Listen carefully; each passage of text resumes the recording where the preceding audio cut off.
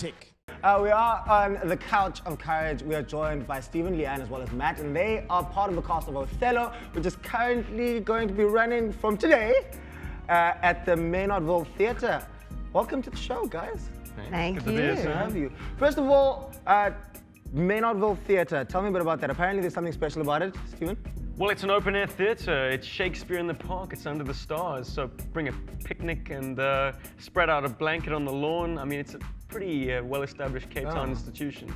And people love to just come to the event. Yes. I mean, it doesn't matter what play is playing, but as long as you get to like have a good time, I mean, it's almost secondary. But it happens to be a very good show anyway. Awesome. Yeah. All right. So, Leanne, how did you get into theatre and then more so this specific production?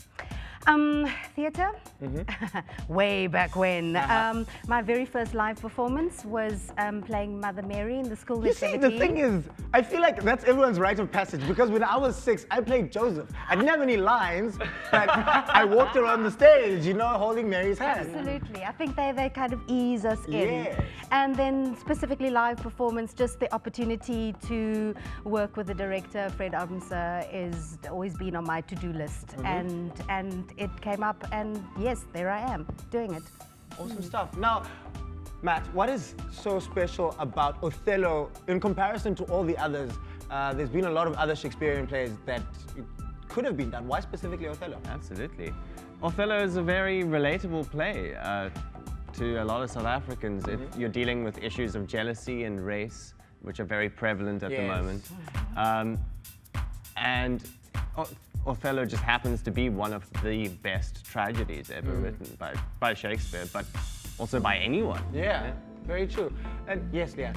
It's February and the month of love, as we started out, and this is a love story that goes wrong. Yes, very true. Doesn't redeem itself. You know what? Also, there's a lot of you guys at home that might actually be doing this play as a set workbook, like I did when I was in matric. I actually enjoyed it. You know, I actually really loved it. I loved like reading about the scenes where Iago is, you know, shouting up to Desdemona's dad. You know, like I really, like, those were really cool for me. So, okay, how do you guys get your lines and memorize them and make sure that you get them 100%? Because the language is very different to, yo, what's up, what's happening, how you, is you okay, is you good, like. Yeah. No doubt. Well, bro, I mean, you could give us a workshop on how to do an hour of live TV. That, in my position, seems pretty terrifying. We have rehearsals for like 4 weeks before we actually step on the stage in front of an audience. So, like, by the time you're actually doing it in front of people, you're so well versed that it becomes muscle memory. It's like you can say your speeches without even thinking about them, and that's when you get really natural performances going. When you don't have to think about what's my next line, it just comes to you, man. It's amazing when it happens. Awesome. You turn a corner. It's very cool. Oh wait, Matt, you're playing Rodrigo. Yeah. Take us through your character. How does he fit into the story? So my character is in love with Desdemona, who is Othello's wife. Yes. But I don't want to tell her that I'm in love with her. Yes. I just want to give her... Which is a lot of what happens nowadays with people as well. You know, like, we'll go onto the Instagram, you'll double tap on the pictures all the way up to 90 weeks ago, but you're not going to say, hey, I like you. Exactly. So then he gets used by Iago. Yes. He gets manipulated, unfortunately, because he's a bit of a love-struck fool. He doesn't know what's good for him. But eventually he gets used as a... Well, as a pawn, really. Yeah. He gets used.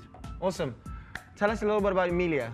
Emilia is Iago's wife, and she gets brought to Greece to be lady-in-waiting with Desdemona, and they form a firm friendship and bond.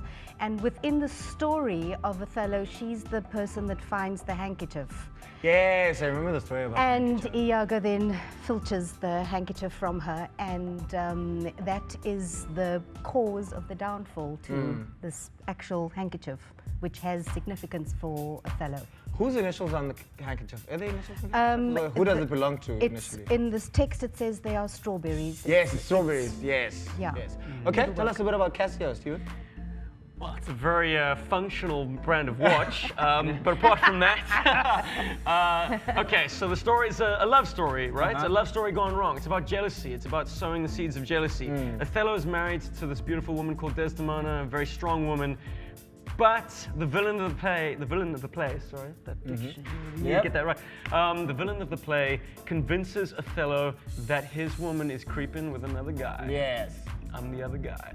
Oh, so you come. Oh. But He's the lover boy. yeah, but wrongfully. Hey, easy. No, there's Wrongfully this song accused, there. man. Yeah, It turns out to wrongfully be accused, yes. it's a big hoax. It's all just part of this evil dude's plan to overthrow his general, his commander in chief.